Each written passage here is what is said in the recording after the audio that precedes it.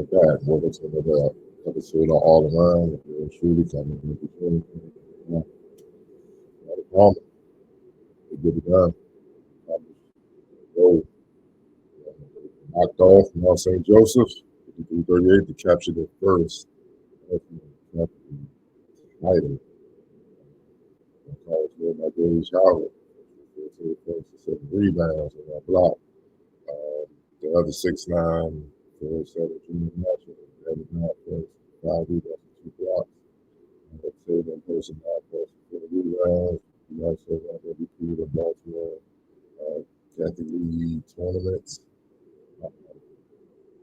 And also can't forget about Roger Stephen. We talk a lot about he finished with 6 points, 4 assists, 3 rebounds.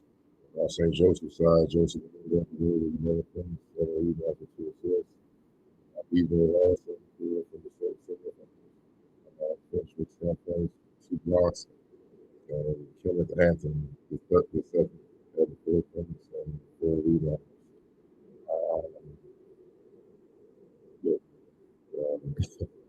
It was a wire-to-wire win from Mount Carmel, man. They came in the number 1 seed. They didn't do everything to they destined another fleet. They got it done. You got to give Gage Howard a lot of props. He was locked in for that part of the job. He hit the first basket. He never really honestly let up, man. Mid-range. He really mid-range. Driving to the basket. Post-ups, offensive rebounds. You name it, he did it. Everything he did was hit a three-pointer, but every other which way he did, he got it down to open the quarter. He scored 8 Mount Carmel's 14 points by himself. And that kind of just set the tone. For the first quarter, Mount Carmel was up 14-10. And then once he kind of opened the floodgates with, getting it done on the inside, Mount Carmel guards. That's why I always felt like that's what made me favorite to win it all. They're guard. They're not Roger Scott, Mario Tatum, who won MVP, Tristan Wilson. Something here. It's 4 guards.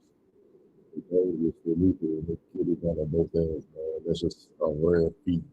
And today, especially at the lower level, those players, unfortunately, today we can't take the defense man as serious as they should.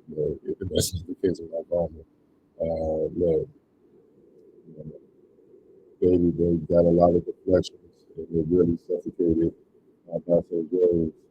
Holding them in at 10 points in the second quarter, meanwhile they scored 16. To take a 30-20 halftime lead in the second quarter. In the first quarter, Mount Carmel held St. Joe's to 38% shooting. In the second quarter, it was up Mount St. Joe's to 35% from the field. And Mount St. Joe's was 0 for 9 from 3. That's what helped them win. That's what helped them defeat St. Francis to hit a number of threes. But Mount Carmel, like I said, the guards, they apply pressure from opening tip, even the threes, and they just switch or open threes or whatnot. They want the guys pressure and move their feet and stand in front of whoever had the ball and they had the basket. They were very difficult for everybody in St. Joseph.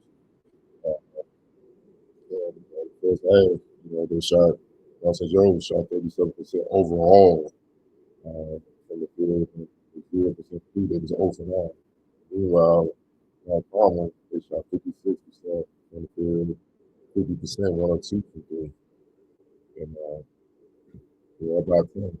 Then in second half, third quarter, Mount St. Joe's were able to won that quarter 12-11. Joseph Green made it a point to put his head down, get to the basket. He had some early success with the basket there. He drove past whoever was guarding up there and scored. BJ Ranson with a couple touch droppers. Kenneth Anthony, the second. He had a couple benefits to drop. Chauncey Word, he's gonna be special. He's gonna be special for Los Angeles. True freshman. He had some tough shots, but in that third quarter, but it wasn't enough. Mount Carmel, we could have fourth and really locked in on Los Joseph and held it at 22% shooting from the field in the fourth quarter. And that was pretty much it. It was just a fair domination. I agree about it. Los Joseph, 38-23. And look, there's an old saying, as Pat Riley could be perfectly clear. So no rebounds, no rings. And with that advantage on the boards, 38-23, that's a 15 rebound advantage. Mount Carmel scored Los Angeles 12, 6, and 7 shots points. Dominated them in the paint scoring with 30 points. Los Angeles at 15 minutes to go. And the Carmel Crush. They scored 11 on St. Joe's, and they scored 7. And most importantly, Carmel did an excellent job on BJ Ranson, who's Los Angeles' best player and his weekly weapon as far as scoring line. He got three a couple times, nothing compared to what he did in some of the finals when he had 24 points. And he was just the best. He was never that against the final. BJ Ranson, 4-4 from the field overall, 0-6 from 3. Got to the line a couple times. That was about it. He can't find any room in the daylight, man. And that was very much better for them for the most part, man. It was just honestly thorough domination there by the defense for the game. That part of the Joe 32% shooting, 7% for 3. Right? So Joe literally was 1 for 13 for 3. You have to beat this team for a shot for outside. If they not wrong, they didn't shoot much better for 3. They weren't great, but they shot 35% for 3. 10-3-51. And that's testament to their job there. Gage Howard. He was Tatum won MVP for the entire tournament. Gage Howard was MVP for Howard 14 points. He's tied for the 7 rebounds. He got it done. Brandon Holmes was a factor in the finals. Gage Howard, Junior Mancho. They dominated the game. And that's what Joseph did. I said, no, really creative. Find any weather. Always on just trying to navigate and make something happen there. So, all in all, man, it was a hell of this is Hamilton here with probably the play of the game. Vicious. That was just beautiful. That was really good. You actually see him, like I said, the defense, the roaches. Trips out, back, around the bird. It's a beautiful play, man. Beautiful play. You know what I'm saying? That's just a further, another example where, what we saw tonight, man. It also goes to just try to get the line, just a little bit of that. Let's go down a 4 down a 6 or something like that. It didn't last long. It didn't last. No. This was one of the better. This was definitely one of the better defensive performances I've seen from a high school championship team in a long time, in a very long time. And what they say, offense sells tickets, defense wins championships. That was very true in this championship game, man. But the balanced attack, like I said, with the guards and Gage Howard, here he is, pretty much putting the finishing touches on the championship win, blowing by 6-8 and finishing with a dunk to close things out, man. You know, it was it was a special night for those teams, man. Also, I believe, uh, yes, Mount Carmel, they finished 34-4. Obviously, won their first BCL tournament title, but their head coach, Tony Martin, this is his fourth tournament title. Uh, he's the first coach to win. He's the first coach with BCL tournament titles at three different schools. He won it in 1999 while Bishop Spalding. He won two with John Carroll in 2011 and 2016.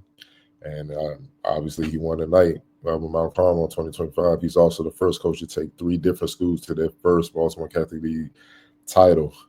And he ties Hall of Famers Mike Daniel, Cokie Robertson, St. Francis Nick Miles for the fifth most Baltimore Catholic League titles all time with four. Just like I said, all around dominance from both sides, and I would be remiss not to talk about the floor general, Rodney Scott.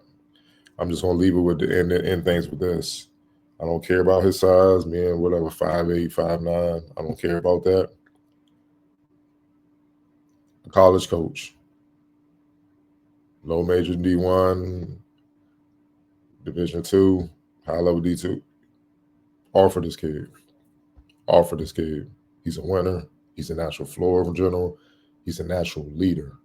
I haven't seen a point guard who's truly an extension of his coach this much at the high school level in a long time. He can literally dominate the game and not score a point. You don't see that hardly anymore. Look, tonight he finished with 6 points. He was 3 or 4. Didn't even look to shoot or not. He saw Howard had it going. He saw Mancho had it going. Think about it. The bigs, Gage Howard and Junior Mancho, they shot a combined 11 to 16 from the field and had a combined 12 rebounds. They were dominant. What does a floor general do? We got the advantage there. I'm going to keep feeding my bigs. That's exactly what he did. Gage Howard had a play where he ran down the floor, he hustled back and got a rundown block. He fell out of bounds. Mount Carmel got the possession, gave it to Rodney Scott. Rodney Scott brought the ball up, saw Gage Howard getting up and sprinting back. So he slowed the ball up. He slowed up, waited for Gage Howard. No one picked him up. He ran rim runs. That's what you teach your bigs, rim runs. He literally ran down the paint, and Rodney just waited for him, gave him the ball at the free throw line to reward him for the big defensive play. Gage Howard drove left, Euro step, laid in. That's what I'm talking about. Winning plays, man. Most guards today will just try to look for their shot. Wouldn't he have had the presence of mind to wait for their big to run down court so can see where he's at because he had it going and try to continue to take advantage of that mismatch or reward him or look to reward him for the great rundown block. Rodney Scott did that, man. The kid will win games, man. And he's the type of kid that will change a program, be a key piece to changing around a program or maintaining a program that's used to winning. Because that's what he is. Every play he makes is predicated to win, not about him. He's a special talent, man, and he gets it done defensively. He's vocal. He leads. He can shoot the mid-range. He's athletic. He's quick. He's a blur in the open court. And he understands how to make the players around him better. Boy, does he ever. And, I think he has another level to go to, which is scary because he's pretty damn good already, man. So, 4-year schools, Division II, low major D1, don't even complicate this. Get that kid before he's on another team beating you and winning, and you're going to regret it because you had a chance to possibly get him, man. So, shout out to Rodney Scott. I can't not speak on his importance, man, because when it came to the guard play and structure and organizing the team on the floor and organizing sets and getting guys in position where they can maximize their individual ability and talent, no point guard in this tournament did it like Rodney Scott, man. Special talent, special player. And whatever college he ends up at, I think he's going to do big things. And the thing is, he was a great teacher, mentor for Summerton Hills, who's a sophomore, who's pretty much going to slide right into that spot, and pretty much has a high chance to kind of duplicating the same type of damage, just in a different way. Summerton Hill's more of a score first guard, but he can still facilitate, defend, and he's a little bit more strong and athletic than Rodney Scott. He's just young. He don't have the experience that Scott has, man. So he gonna get the keys next year, and then with Gage being a junior and all that, and I believe Junior Mancho, let me check. Junior Mancho is a sophomore. You know what I mean? Like, I guess the only seniors are Rodney Scott and Mario Tatum. Yeah, man. This entire squad comes back next year, with the exception of Rodney Scott and Mario Tatum, who are graduating. This entire team, man. So they're gonna be right back in the thick of things next year, man. Possibly be in a position to repeat. So hell of a win by Mount Carmel. Definitely fun checking these guys out. And also shout out to the Baltimore Catholic League, man, for the hospitality, the stats, keeping us in the loop, man, and having room for us to sit so we can do our jobs as media and scouts and stuff like that, man. Big shout out to them, man. Excellent job, man. I had no complaints whatsoever, man. Even organizing things where we could park, letting us know where we can park, and just coming, making us comfortable so we can do what we dare to do, and that's cover the games. So I want to thank them for the hospitality, man, and the resources that they provided so we can do our jobs better. Big shout out to them. But as usual, thank you guys for joining me. Congrats to Mount Carmel, your 2025 Baltimore Catholic League Tournament champions. I'll be back soon with another episode all around. There's a lot of basketball coming up. You got Maryland State's on the way, A-10 tournament.